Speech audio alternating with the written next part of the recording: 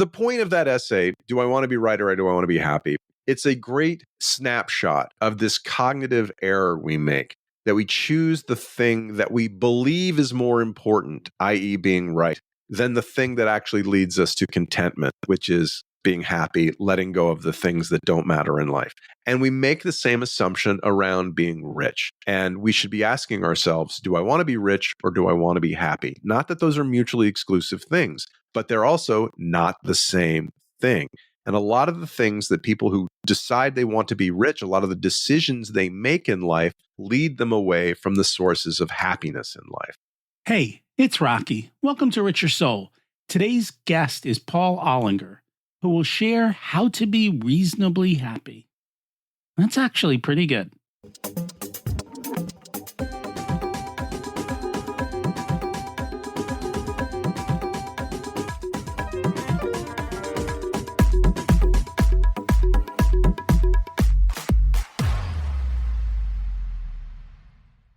Imagine it's 12 months from now, and you've achieved your major life goals. How does it feel to be in the best shape of your life? To wake up energized, excited about the day, to have great relationships and friends who support you and propel you forward. How does it feel to have an excess of money, to be able to make the choices you want, to be fearless and open to trying new adventures? Imagine being connected to the universe and it providing everything you desire. It's possible over time, and your past does not dictate your future. The only thing holding you back from this vision is you. It's time to take control of our thoughts and use them to our advantage. Welcome to Richer Soul, where we achieve our dreams and bring balance to health, wealth, relationships, time, and spirituality. If you have not had a chance to listen to episodes 1 through 9, I encourage you to go back and listen to the framework behind Richer Soul and how to create the life of your dreams. You can also find all the show notes for this episode at richersoul.com. I think people have this mindset that they need a lot to be happy. And in reality, I have found we need very little. The less we have, the happier we tend to become. The more we pile on, the unhappier we may become. Keeping it simple also gives us freedom. It lets us appreciate the small, which means we don't need to go big. It's a little counterintuitive to what our culture says.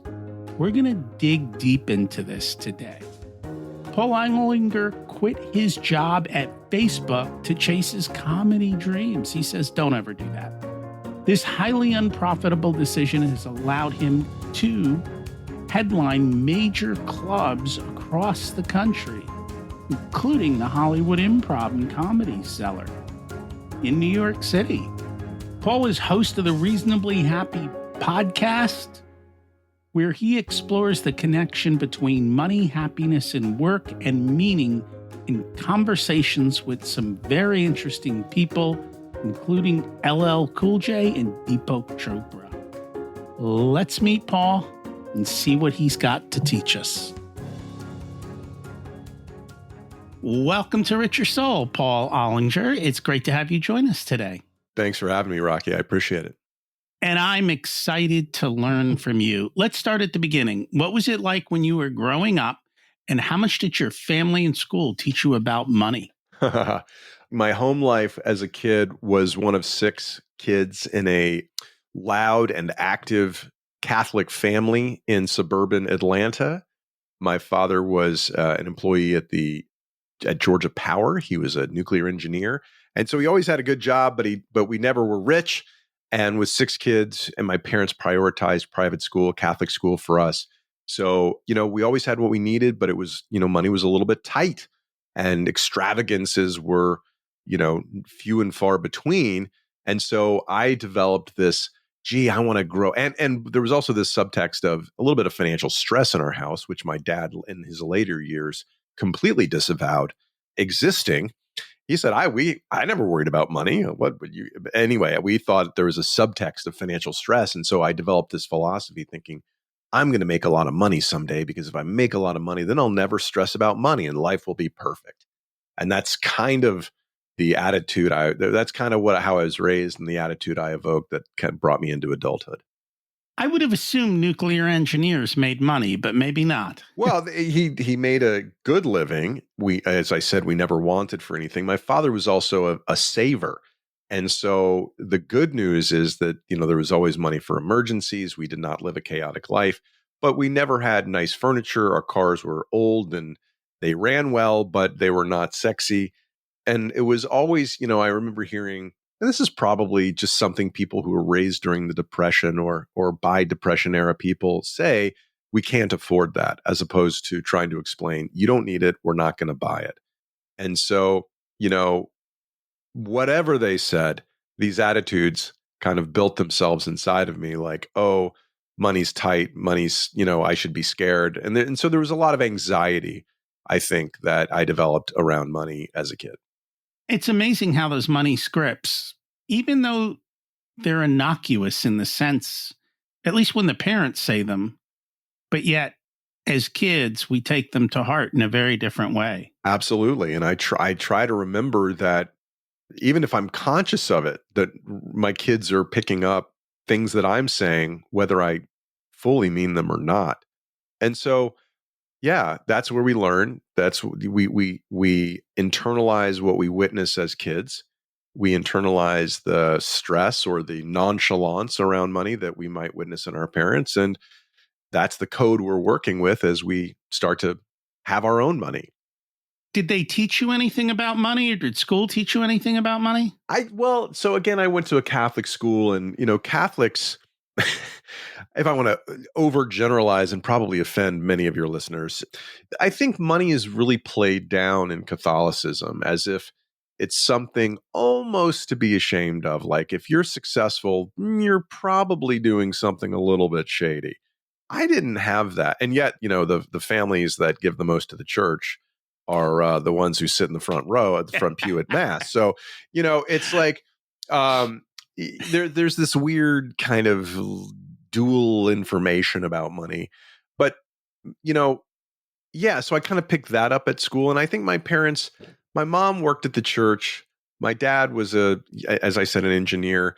And so money wasn't prioritized. It wasn't like making money wasn't the priority. The family was the priority. And I benefited from that in myriad ways, many of which I'm sure I'm not even conscious enough to be grateful for.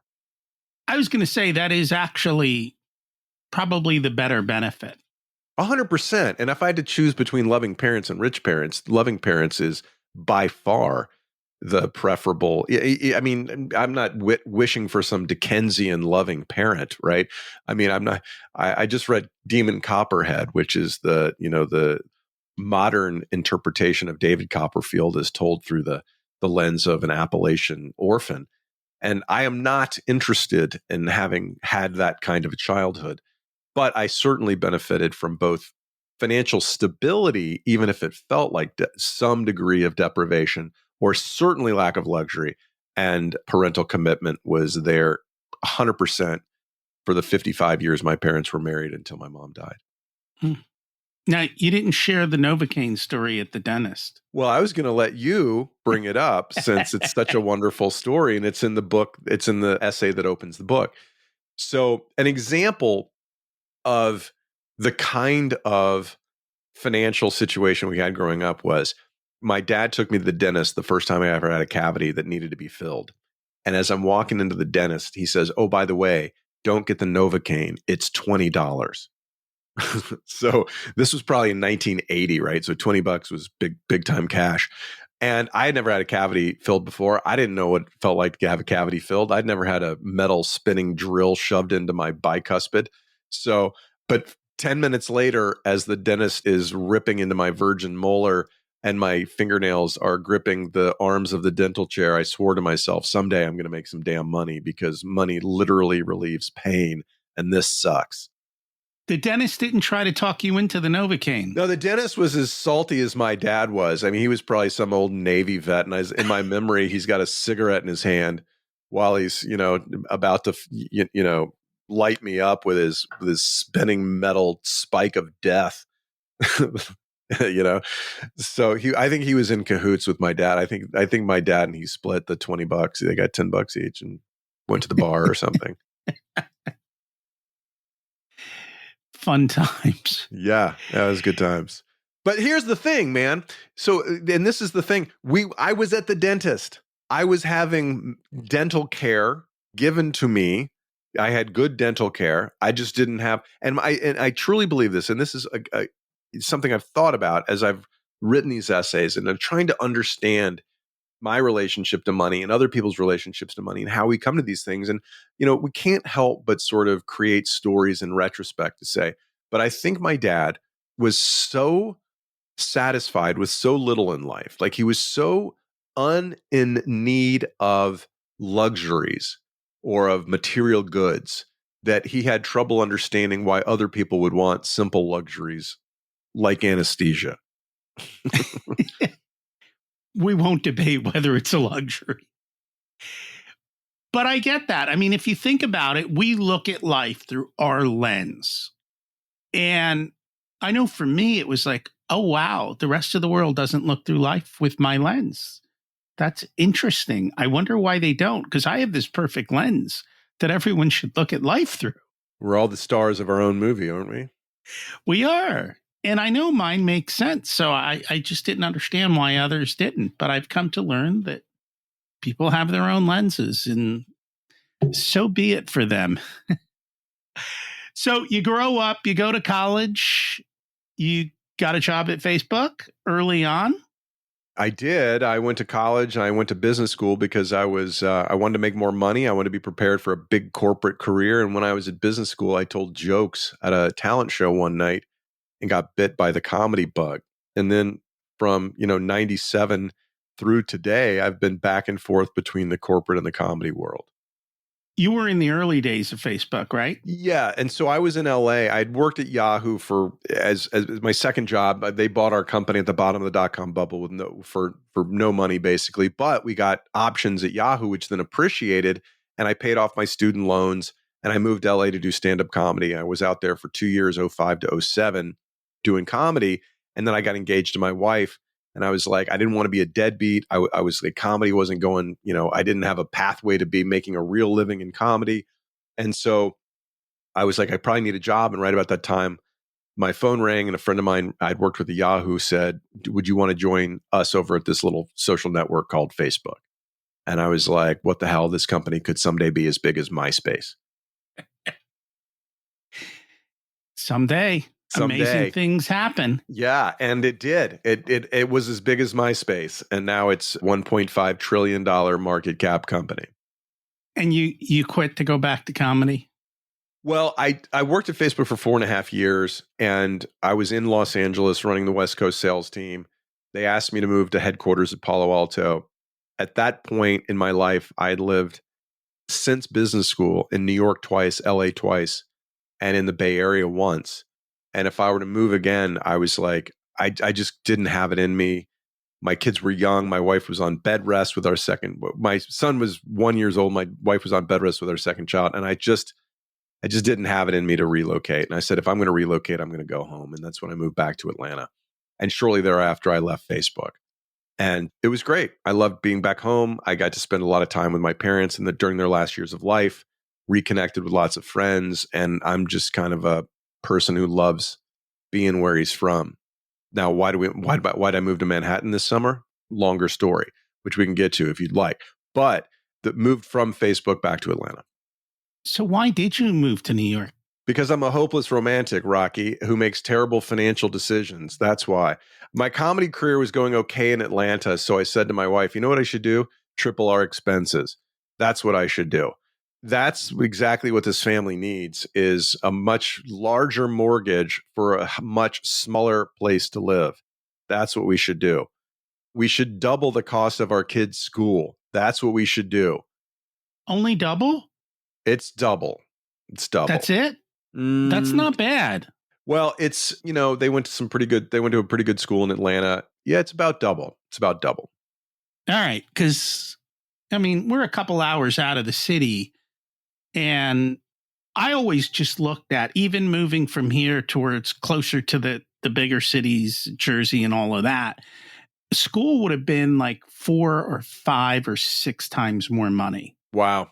And I Yeah. was like, this is absurd. Like, we have to make so much more money to live there that it's just never going to work out. That's the reason I left to begin with. I was like, I can make 6 figures here and still be miserable. Yeah. Oh, yeah. Oh, yeah. And don't forget the $9 congestion surcharge. That's new. Might help. So you've had this back and forth with money, right? You have a podcast on money too, right? Yeah. So I started a podcast called Crazy Money, 6 years ago this month. And I'm still doing it, but it's called Reasonably Happy now. And the reason why I changed it to Reasonably Happy in the last 6 months is because Crazy Money never captured what the idea of the podcast was, which is the connection between money and happiness. And I think that potential listeners and potential guests were like, crazy money. That sounds like some how to make millions in your sleep while with my secret real estate plan. And it sounds cheesy, and that's not what the intent ever was. It was always to talk about how money leads us to or away from happiness. Broadened it a little bit with Reasonably Happy. Still talk a lot about success and meaning and money, but from a broader context. And you also wrote the book. So what inspired you to write the book, Reasonably Happy? So Reasonably Happy, The Skeptic's Guide to Achievable Contentment, just so we know, is a collection of essays that I've written over the last 10 years. And so I started writing about money and success and happiness before I started the podcast.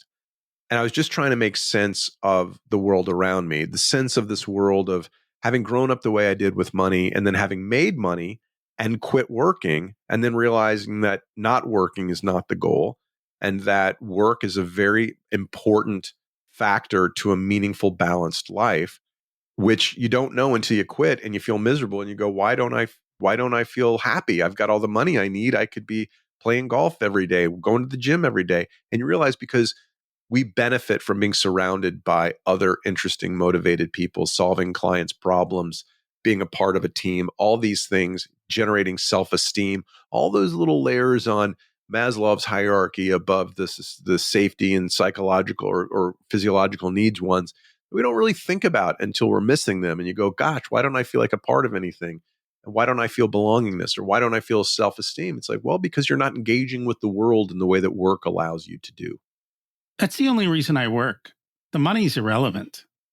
Well, you're very fortunate to be in that position. As you know, it's something I wish everyone to achieve at a certain point, but I certainly don't wish them to decide to stop working when they get there. It's just it is a luxury, and it's almost taboo to even address, because you should feel so lucky, so fortunate, so use the P word, privileged to be in that situation that any second guessing the virtue of working versus not working is seen as by many people as being, beyond the pale. Like, you know what? Don't even talk about that. We shouldn't be talking about that. We should be talking about it. We should be talking about what the purpose of life is. And you know what? Everybody plays the parlor game. What would you do if you made $1 million or whatever? I'd quit my job. Okay. Would that make you happy? In the short run, but not in the long run. I probably spent 20 years thinking about what am I going to do when I don't have to work? Mm. I had different ideas. What was your theory at the time? What was your working theory? The working theory was a couple of things. Number one was kind of giving back. Mm-hmm. Part of it was... Screw that, man. Part of it was doing what I loved. So I think and it was, how do you stay engaged? Yeah. Right? Retirement's like going off the pasture. And a lot of people retire and die. And I was like, well, I don't want to do that. I don't love what I do in the moment. It's okay. And it gives me all the other freedoms I want and the time, including time freedom. That's right. I did what I did so I could have a wonderful family life. And we got dental insurance, so I didn't have to skip out on the Novocaine. But I knew that I always built my life with the idea that we are going to have enough money that I don't have to work. Yeah. At some point. And I don't think there's anything wrong with that, but it's not, everyone says it's a privilege. I showed up where other people didn't want to show up, right? Like where? I ended up in a job in sales. How many people want a job in sales? I don't want to do this. I don't want to do that. I'm like, you know what? This allows me to live the life I want. I don't have to love it, but and throughout that, you have to make changes and do things that you might not be thrilled with perfectly to be able to do that. So it's a compromise. And then we lived way below our means. Yeah. It was a choice. That's right.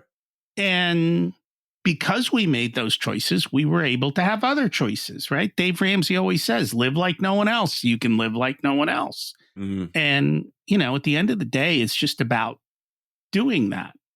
And so I think those were some of the reasons behind it. And then it took me a while to figure out, where am I really going to fit in a place where I feel respected, have fun, and all of that kind of works. Originally, I just wanted to go to law school and come out and just sue all these SOBs who screw you over, How just many for fun. How many lawyers who are 20 plus years into their career do you know who love their job? About 3. And what kind of law do they practice? I think because they just stepped out of it and they do the fun stuff in law. That's what I mean. But that's 3 out of how many hundreds of thousands, right? That's not like the norm. It's a rarity. Yeah. But I wasn't going to do the kind of law they were going to do. I was going to have fun. I was just going to figure out how to use the law to do things my way. So I took when I was applying or considering graduate school programs, I took both the GMAT and the LSAT. And I did very well on the GMAT. I did not do well on the LSAT. And so I had been considering doing a joint, MBA JD degree.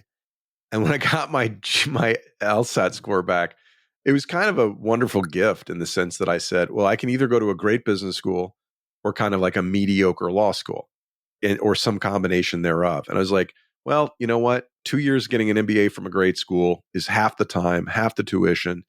And I might as well. And I don't know why I want to be a lawyer other than just I've always thought I should be a lawyer because that's kind of the credential I thought I wanted, I didn't want the credential. I just wanted to annoy the crap out of people who are annoying. You can do that without a JD, though. I know. I do it now. So I learned that. That's why I didn't go that route. You don't need to pay for that whole thing. No, I just, and I think that's kind of interesting that, we allow, and maybe that's why those tests exist on some level to say, hey, maybe this isn't for you. Certainly if you can't pass the MCAT, you shouldn't go to medical school. That's a more clear one. And to the extent that, what the LSAT tests is actually an accurate representation of what lawyers do, I don't know. That's probably a much longer conversation, but suffice to say that it allowed me to make the right decision and only go to business school.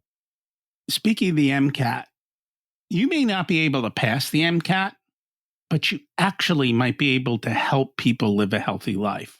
Sure. Because our system isn't designed for that. So I think too often people put roadblocks in their own way that are artificially created by somebody else to say, oh, you need to pass the MCAT to help people feel better. And I don't think that's true at all. I think there's a variety of ways to do things. Sure. So let's go through some of the essays. The one that kind of popped up, and there was a saying in there, it was like, oh, yeah, this is what people told me to have a happy marriage. Do you want to be right or do you want to be happy? That's the great Dr. Phil line, and he gets the bumpkin husband up there who's complaining about his wife and the argument they had. But I'm right, Dr. Phil. And he says, well, do you want to be right or do you want to be happy? And that's the key to life, man. You want to be happy and you got to let go of the things that might feel good, but don't actually end up rewarding us in long-term feel goods. It seems like today there's a lot of people on social media who want to be right, and none of them seem happy. Yeah, right. It's like the guy, when you see somebody, when you're driving behind somebody and they have 17 bumper stickers on your car, are you thinking that guy's got it all together? Very rarely. And it doesn't matter if it's left or right or whatever it is, but you're not thinking this person probably is somebody I want in my life. It's like the point of that essay, do I want to be right or do I want to be happy? It's a great snapshot of this cognitive error we make, that we choose the thing that we believe is more important, i.e., being right, than the thing that actually leads us to contentment, which is being happy, letting go of the things that don't matter in life. And we make the same assumption around being rich. And we should be asking ourselves, do I want to be rich or do I want to be happy? Not that those are mutually exclusive things, but they're also not the same thing. And a lot of the things that people who decide they want to be rich, a lot of the decisions they make in life lead them away from the sources of happiness in life. Now, I'm not saying everybody should make the decision to live a family oriented, focused life of self sacrifice and just let go of having wealth. I just mean that the function of life is a multivariable one, and money is part of it, but it's not the only one. It's not. Well, it doesn't. So I'm going to say something, but it doesn't necessarily have to be true. Money, in a sense, gives you the ability to unlock the next level. But at the same point, there are ways to unlock the next level without a ton of money. What do you mean? When you have more money, you have more freedom if you choose it. Meaning you can say, I'm going to take a year off of work, or I'm not going to do that. I disagree. And your boss says you're gone. You go, bye, see ya. Like, I have the choice. Yep. I have the choice to pay for experiences. And I'm not talking about travel. It's going to, maybe a retreat or somewhere where I might be able to improve myself, or getting a coach, or being able to buy a wall full of books, or, Sure. You can join the nice gym, and you're going to go to the nice gym more than you're going to go to the crappy gym because it's a pleasant place to be. Well, and along the same way, I can get a trainer to help me do it a little. So that's what I mean by that. Yes. There are ways around it. And I think we end up with a level of spending that is more than we need to be happy. Generally, and that's the conundrum, right? We spend more and then we get trapped. Mm-hmm. And I mean, my belief is that happiness comes from economic autonomy and being in control of our lives. Now, that might just be my irrational need to control the uncontrollable or to avoid chaos. But I find that most people who have their finances under control are far happier and feel more self-directed than those who don't. And so if you live above your means, you sacrifice, you abdicate that self-determination. And that's what I wish for. I want everybody to have enough to eat and a safe place to live. And beyond that, I wish them to live within their means. Being rich in and of itself, or living a rich lifestyle with no control of your future destiny, or living off the future to pay for the present, is a recipe for disaster. And I have a note here because I think you talked about dry cleaning in one of your essays. And here's the thing. I specifically will not buy shirts that need to be dry cleaned. I'll have a couple of them. I know your type, Rocky. I know you are. Every time I wear this shirt, it costs me $6 to get it cleaned. That's right. That's the right. shirt price is irrelevant. The cost of using it. That's right. Lifetime cost of ownership, I think, is the accounting phrase or whatever. That is just unbelievable. And along the same way, I bought shirts that were no iron because I'm not wasting my life ironing either. Well, these are decisions you have to make, and these are grown-up decisions. And you know what? If that's what's important to you, then you should by all means follow that. The essay that you're referring to is, my wife came home, or I came home with a bottle of champagne from our dry cleaner. And my wife was like, oh, that was so sweet of him. And I was like, he's screwing us. Nobody gives you a bottle of champagne unless they're trying to screw you. Don't you know anything? Don't you remember what it was like to be single? Come on. And so she was like, you are so out of your mind crazy. And I realized that it was this irrational wire that had been tripped in me, somehow related to my youthful the lessons about money that I had been raised with, and that dry cleaning was a wild luxury that only wealthy people got to. got to enjoy, and if that we were being feted with this medium priced bottle of champagne, that clearly we were living way too far out on the beyond our both beyond our means and what would be reasonable to a household with any respect for money whatsoever. And so I realized that there was, so you talk about money scripts. Well, my money script got triggered in that event. Yeah. You know what? You have to do what works for you. My wife loves clothes that are dry cleaned. I'm like, yes, dear. I'll be happy. You get to that point though, you have to consciously decide. When I find myself getting upset about those things, or about dry cleaning, or the amount we're spending on a trip, or how much it costs to send our kids to camp, or whatever the thing is, and everybody's got, it could be the kind of forks that you buy, right? You're spending too much or too little, and it's all based on values that we may or may not even be aware of. And when I find myself getting upset, I have to stop and think and say, are we living within our means? Yes or no? If the answer is yes, then let it go.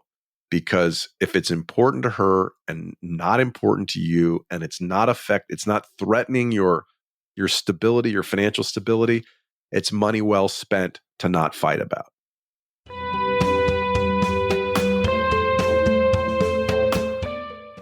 This episode of Richer Soul is sponsored by the Profit Answer Man podcast. If you're a business owner who wants to scale and grow, increase profits, or want to have strategic conversations around your financials, then check out the podcast. You'll learn how to work less, increase cash flow, increase profits, and build reserves to help you weather storms. It's built on the Profit First methodology of pay yourself first. The Profit Answer Man podcast is a must listen to for every small business owner and anyone who wants to help them survive and thrive. Check it out on your favorite listening platform.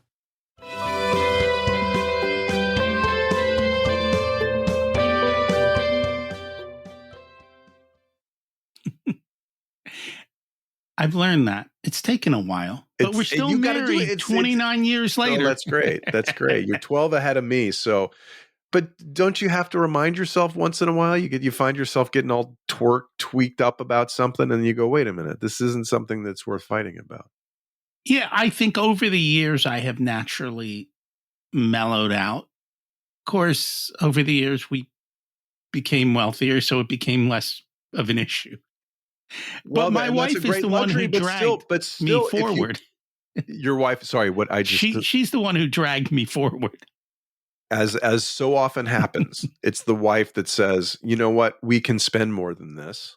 You're being a curmudgeon. You can't take it with you. Why are we, whatever the thing is, why are we sitting in coach class when we could be sitting in premium economy? Or why are we sitting in premium economy? We can be sitting in coach class. Wherever you come at this from a financial capability standpoint, there's things that are going to add value to your life that cost a little bit of extra. And sometimes you got to force yourself to put the old crowbar in the wallet and say, oh, wait a minute, this is probably money well spent. You know how many times I've been disappointed in first class? I didn't get a drink before takeoff. You know how annoying that is? That's, even if they brought it to you, they're going to bring you some warm champagne in a plastic cup. I mean, we get glass up front. Well, I don't know. First class is basically the way coach class should be. It's like it's actually civilized. And you're like, oh, this is okay. This works. This is all right. And I'm not talking about the lie flat bed. That's definitely better. Those are very nice, but you're still traveling. It's still what it is. And, at that level, what I have noticed happens is your expectations also go through the roof. Yeah, totally. And so because your expectations are so high, little things that would never have bothered you before end up bothering you. What's the formula? Satisfaction equals outcome minus expectations. There you go. So the higher your expectations, the less satisfied you're going to be, even if it's great. I know somewhere else I read, was it subscriptions or was it monthly payments? To me, subscriptions are evil. And actually, I need to go buy a new printer. And I was at Costco. Oh, the ink subscription? I was like, wait a minute. What do you mean I'm signing up for a subscription for ink? I'm like, are you kidding me? We print 5 things a month. A thing of ink will last me decades. They've got a subscription for you, man. I just did the same thing a month ago, and I was like, no, you don't need to sign me up for an ink subscription. But that's the economy we're in, obviously. It is. And actually what happened probably 12 to 18 months, maybe 12 months ago, their growth for a lot of these software companies has stalled. And the way they fix stalling growth is they raise prices massively. So all the software that I'm looking at, especially some of the stuff on the business side, we're seeing software rates jump 30, 50, 100%. Yeah. And no additional benefit. And they dare you to cancel it. And they know that, that they've done the analysis. And so that they know the churn isn't going to be anywhere near the level of the subscription cost increase. So go screw yourself. Nor do they necessarily tell you. And most people aren't going line by line through their credit card. And so it might be a year or two before they figure it out. Right. So this kind of brings us back to the question I was going to ask before we got all down all these rabbit holes. What do I need to be happy? You need awareness, and you need to stop and remind yourself that you're okay. And in doing so, you can practice gratitude for the things you do have and stop worrying about the things that you don't have.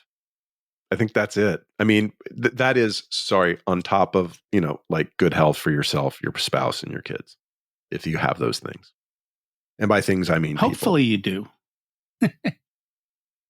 Well, I think those are the things that make you happy. Different, but the people you need health for yourself, health for the people you love, and then you got to stop wanting what other people have and be grateful for what you have. I mean, that's basically it. And I don't disagree with that. Let's kind of go to the upper end, though. You talk about you FU also need money. a plane. You need a plane. You need a plane? Yeah. At least a NetJets card. No, I'm kidding. Go to the upper end. Let's talk about the upper end. Well, do you know how stressful it is to fly a plane? I don't. I've never flown a plane. I have flown in private planes. We have a family member who owns a jet. And me just sitting next to him in the co-pilot seat is stressful. I'm not even doing anything. I'm like, where the hell is the landing strip? I can't see a thing, But sometimes we go pick him up when he comes in at the airport. And if the weather's bad, sometimes he lands, he's like, I need a drink. Yeah. It's not like driving it's like driving a car in a snowstorm maybe, but planes are not that easy always to do, especially the smaller ones. Yeah, I have no desire to be in a small plane that I pilot myself ever before. I mean, that would lead to my early demise, which does not make me happy. One of the jets has a built-in parachute. He showed me. He goes, listen, if I pass out, you just pull this handle and the parachute comes out and it lands the plane somewhere. Well, so it's not so bad. Okay, there you go. But we were talking about FU money. Yes. And the reality is, and I've known this, I think people think they need so much for that. And in reality, it's really not as big as you think it is. Well, it's the ratio of your assets to your needs. FU money is not an absolute number. It's a number that, you can live on for as long as you need to without that job that was driving you crazy and making you miserable. And the less you spend, the more power the money you do have has. And you can make, again, this is about economic autonomy and empowerment. You got a lecherous boss at your job, ladies? Well, you can walk away if you got enough money. And if you spend less than if you spend within, you'll get there quicker, the more you live within your means. You got a job that's 80 hours a week. You can't spend any time with your kids. You can't coach soccer. You got a 2-hour commute. if you got money, you can walk away from it. But that comes by, again, living within your means for for an extended period of time. I feel bad for the guy who got stuck in that to begin with. Like, how do you end up there? Well, I think it's the most understandable thing in the world. I mean, because you start a job and then you have some good years and you go, hey, you know what we should do is buy a lake house or send the kids to private school or whatever. I mean, you know how people's, your wants become your needs and that becomes your baseline. And then before you know it, whatever, you were making 300 grand a year. And then, during 3 or 4 great years, and then things get a little tight and all of a sudden you're making 175 and you're like, wait a minute, we can't afford all this shit. What do we do with it? Well, hopefully it's a variable cost and not a fixed cost. But, we lock ourselves into lifestyles and they're hard to get out of. And the stuff we own ends up owning us. What I have found is people in that situation, they can't come to grips with lowering their lifestyle. And what to you and me might be a luxury, to them is a necessity, and they can't see how they can't do that. It's all relative. There's a lot of people most people have a lot less than I do. A lot of people have a lot more than I do. The curve within the 1% is way steeper than the curve from 99 to 0, right? That's from 0 percentile to the 99th percentile to 98.9th percentile or whatever is like $17 million. The or $12 million, I don't know what net worth, right? The curve from 90.1 to 99.999 is $180 billion. Okay. Between me and Elon Musk, there's so much stuff that those guys have that I don't have that they would, and so wherever you are on that distribution, you've got to figure out, worst case scenario, what you're going to be able to afford. And this is my dad coming back to my hero. He never borrowed money for anything except buying his house. And because he did that and because he lived within his means, he never had an existential financial crisis to my knowledge. He didn't have to worry about the bank coming to get something he bought on credit because circumstances changed or he got over his skis. Not that we ever skied because we couldn't afford that. He would have had to borrow money to do it. Elon and Warren Buffett, neither of them spend a ton. Warren's relatively frugal. I think Elon is too. When his admin wanted 150 grand, he fired her. Said, no, you're not worth it. And he's got, I think they look at money differently. I think that's a perfect example of being penny wise and pound foolish. I mean, you talking about Warren's secretary wanted 150 grand. No, it was Elon's. No. Well, I mean, Warren doesn't pay his secretary that much. That's why she pays so much in taxes. He's known to be impetuous, but look, I think having somebody around, if the trust of somebody that's around you isn't, for somebody like Elon, isn't worth $250,000 a year, then I think he's investing his money very poorly. If he didn't trust her, then he shouldn't pay her anything. But if he did, then it's silly to not pay her what she wants. I think everything comes down to a value prop, and for whatever reason, he didn't see the value prop, and that's fine. Maybe so. So. And you know what? That's better for both of them. And when she goes and writes her tell-all memoir, he'll wish he had paid her 150 grand or at least got her to sign an NDA. I think they settled on good terms. Probably so. Probably so. So let's go the other direction. Let's get rid of money and say the biggest regrets in life are the chances you don't take. I think so. That essay is called Swing the Bat, I believe. And it comes from me watching my son, have 3 at-bats during his Little League baseball career and basically just, trying to draw a walk by making the pitcher throw strikes. And in Little League, when they were younger, they don't throw a lot of strikes. So, and of course, the coach is screaming swing. I'm screaming swing and uttering some profanity under my breath, or at least I thought it was under my breath.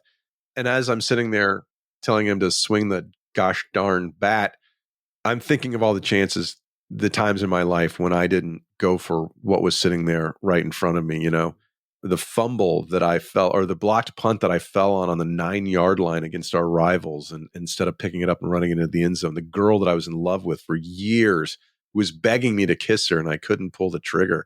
All these things, and you just want for your kid to have the courage to, give life, to engage with life. Not that I want him to be a crazy risk taker.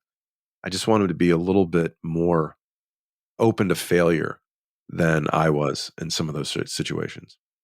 Just like we don't teach money in school, Mm-hmm. we really don't teach the concept of failure. And I don't remember the ways. I know in Japanese schools, they promote taking chances, I think, a bit more. Mm. And the way that they deal with students at the front of the blackboard, and you're not ridiculed if you don't know the answer. Yeah. And so I think that's a big part of it. We're taught that failure is bad, but you can reframe that and say, look, I'm going to do an experiment. And maybe the experiment's going to get the result, or I'm going to learn that that's not the way to do it. And that's okay too. And I think reframing these different things is what it comes down to. So going back to your son, at the end of the day, if that kid could hit 1 out of 3 balls in the major leagues, he'd be a superstar. Sure. Which means he's missing 2 out of 3. That everyone else that's a failure. Yet in reality, it's massive success. That's true. That's true. Little league's a little different than the big leagues, of course, as you know. The coach isn't there, being paid $100 million if he wins the World Series or whatever. But yeah, I mean, I think that understanding that it's okay to fail and try again is really an important part of life. And of course, these are the musings of a middle-aged person who wishes he had done everything in life perfectly up to that point. And certainly perfection is part of this equation. The desire for perfection is one of the things that paralyzes us or turns us into obsessive freaks who are antisocial and horrible to be around. So letting go of this notion that, like it's got to be perfect or it's nothing, or about the work we do or ourselves, whether it's the 10 pounds all of us have resolved to lose at the beginning of the new year, or the fact that we may or may never write the great American novel, we got to let it go and choose to be happy. And it's a choice. We get to choose. And I think I don't know if it was the same essay or a different one, but the concept of dare to suck. Oh, well, yeah. I mean, it's a related concept. And obviously a lot of these essays, listeners, you millions of listeners that have already know all about these essays, it's not obvious to you. And I'm being facetious. There's a lot of themes that come up in different tones throughout these essays, but they do have I'm just trying to deal with how do we find what we need in life. And part of it is being willing to not succeed. The Dare to Suck title came from a t-shirt that I was given when I was in an acting school in Los Angeles back in 2005, that in that pre-Facebook comedy phase. And the t-shirt was from Leslie Kahn Acting School, and it said, Dare to Suck. And I'm a smart ass. So I said to the teacher, why would she tell us that we need to suck? And he says, she's not telling you that you need to suck. She said, she's not telling you that you need to suck. She's telling you that you do suck, and that sucking is part of the creative process, and you have to be comfortable with it. So I guess you do need to suck. You have to be comfortable with it and be comfortable being bad until you can get to the point of fluency in any new craft that you're taking on, whether it's woodworking or pizza making or comedy or writing or acting or speaking a foreign language. You have to be willing to babble incoherently for a little bit of time or for a long time until you can break through to true fluency. And so being willing to be bad at something, which isn't encouraged in our society, is part of the process that leads you to growth. In comedy, if you don't bomb, you're not going to grow. And if you don't grow, guess what you're doing? You're dying.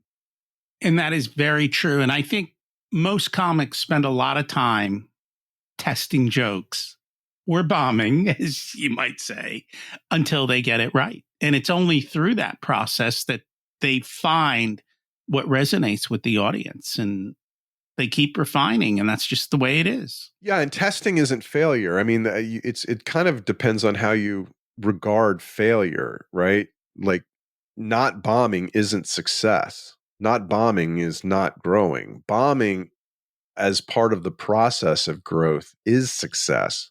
But if you view it only from the lens of that one, little incident, it looks like it and it feels like it, but they're very different things. No, I agree. So we've kind of talked about finding this balance between money and contentment. Mm-hmm. And so if somebody's struggling there, what do you say to them? If they're struggling with money? Well, they're struggling between the balance of the money and contentment, right? Like maybe they are the guy who's making all the money, still uncontent. I'm assuming people who are highly content aren't going to worry about the money. So it's probably. Well, I mean, I think when you find yourself irritated by something, you need to stop and ask yourself, well, what is about that thing that's irritating me? If you're not content with money and you have a lot of money, well, that's worthy of contemplation. Why are you not content? You have everything you need. You must find that source of lacking because you're comparing yourself to others who have more. That's probably the number one reason. Or because maybe even though you have everything you need, you haven't reached a level of attainment that you had predetermined at some point in your life that is your definition of success. Well, you're 50 and you're not worth $5 million yet. Okay, well, so what? Or whatever the number is. Or on the other end of the spectrum, you're really struggling to make ends meet. It's highly dissatisfying. Well, why is that? What are the reasons why you can't hold down a job? Or you have a job and yet every month the numbers don't add up. Well, why is that? Are you in the wrong job? Do you need to make more money? Do you deserve to make more money? Are you skilled enough? Are you qualified to make more money? Or is it on the consumption side? And so often it's on the consumption side. And that lack of contentment with money comes from a lack of discipline or control over what you're spending. And, that's what needs to be addressed. What are the things that are driving you to spend on things you don't need? And that's why you get to call Dr. Brad Klontz. We did 2 episodes with them, so they can listen in. Yeah. Let's end with the concept of gratitude, right? Every day is Thanksgiving. Yeah. Yeah. I mean, I was struck after October 7th of 2023, and that's only one of, myriad examples of horrible events that have happened in the last 20 years. It's a particularly horrible one, but it was on my mind. And I was sitting in the parking lot of my son's soccer practice, and I realized there's all these historical markers around Atlanta where we used to live. And the majority of them are denoting some important event that happened during the Civil War. The soccer fields that my kids play on, the streets that my neighborhood is paved on, were once fields that were walked over by Union and Confederate soldiers, half of whom died in the battle that defined who we are as a country and gave millions of Americans their freedom. And we never stop to think about these things. And it's only when something horrible happens, it's only when we get sick that we realize how valuable our health is. It's only when something horrible happens to somebody we love that we realize how precious life is. And so for just that moment, I was contemplating or reflecting on the fact that every day is Thanksgiving, because every day we have an opportunity to be grateful for the myriad gifts we have in our lives that we more often than not don't give ourselves credit, don't give ourselves the opportunity to be grateful for. And that's okay. That's how we're built. But if we give ourselves the opportunity to reflect, whether it's meditation or prayer, taking a walk and writing out a list of things to be grateful for, whatever it is, we will be conscious of those things and we will be happier as a result thereof. So true. We live near Gettysburg. Oh, and right. they Yeah. always tell the stories there, I think there's a stream somewhere there where they all get their water. And after a day of fighting, both sides go to the stream and get their water next to each other. Bizarre. And they do it with civility. Even during the times of war, when they would have a ball, both sides would be at the ball and dance during the event. And a lot of the dances from that time are kind of more like line dances, and you switch partners and all of that. And there was civility still to it. We could fight during the day, and we could be civil at the end of the day. And that seems to have disappeared over time. And there's many stories of that throughout history in different wars that have occurred. And again, the people aren't the ones fighting. They're stuck in a situation that's beyond them, I guess. Yeah, and fortunately, I've never had to be a part of any of that stuff. I'm young enough to have missed Vietnam and wasn't a part of Desert Storm or anything like that. So I was fortunate to not be a part of that, and also never was in the military. So, but again, the point being is that there are so many things we have every day that are going our way, and our minds have evolved to not pay attention to them. And so if you just stop and think and say, hey, today's Thanksgiving, what am I grateful for? That's a really good habit to be in. It's a great way to start your day. Be thankful you woke up and you're breathing. Right. And you're in a warm bed, right? Yeah. And the heat's on or the AC's on, depending on the time of year.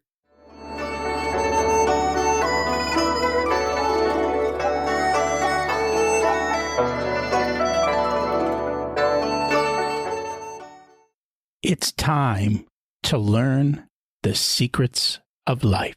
What's your secret to living an abundant life? Being conscious of all I have to be grateful for.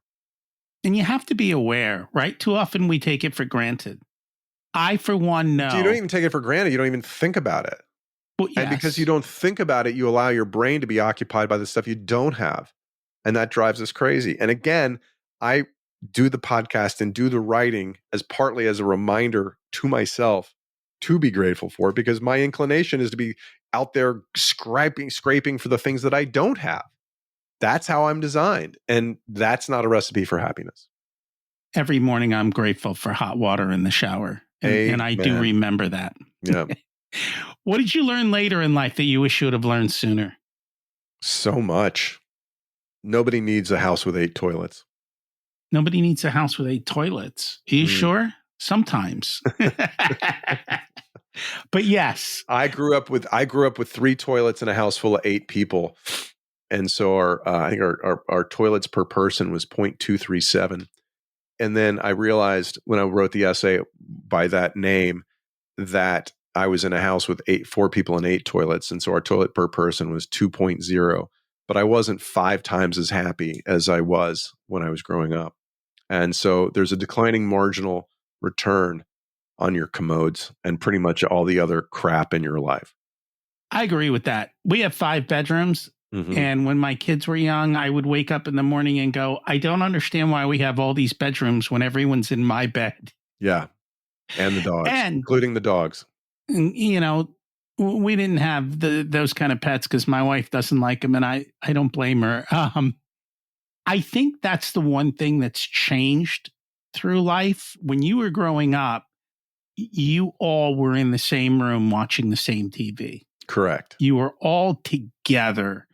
Today, everyone is off in their corner on their own device, and we are not together. And I think that's a big part of what's missing. And we made sure that our kids stayed together in the family room. That was where we all were. You're all going to watch Love Boat together, whether you like it or not. There you go. If you were to give an 18-year-old one specific piece of wisdom, what would it be? Oh, boy. Work hard, be nice to people. Do we have to work hard? Yes. Why? My inclination is to swear right now because, like, you know, I really do think, and every generation thinks the generation that comes after them is a lazy, collection of human people. And I think that is a very natural thing because we're all afraid of being replaced. I do think, and I do see politically, generationally, a lack of connection in their minds between results and hard work. Mm.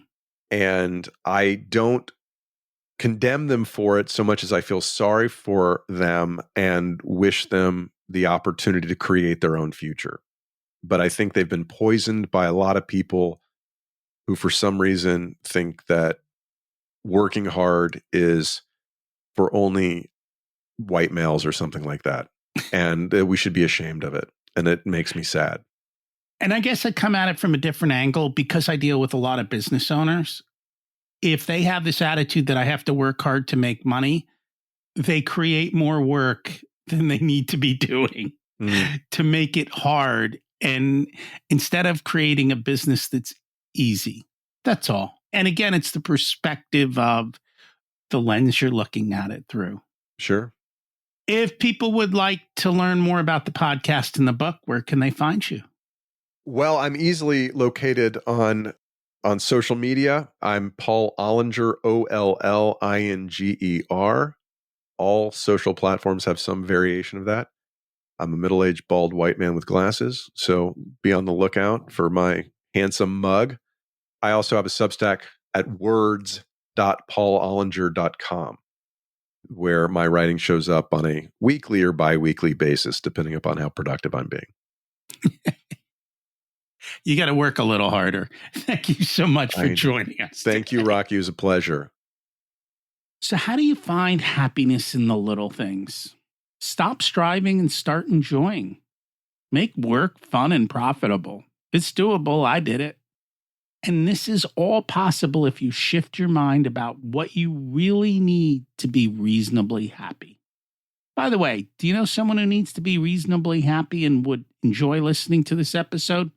Would you do me a favor and share it with them? Thank you for doing that. Next week, we're going to talk with Kathy Kristen about life as a masterpiece. And your life should be a masterpiece. Thanks for listening. Have an abundant week.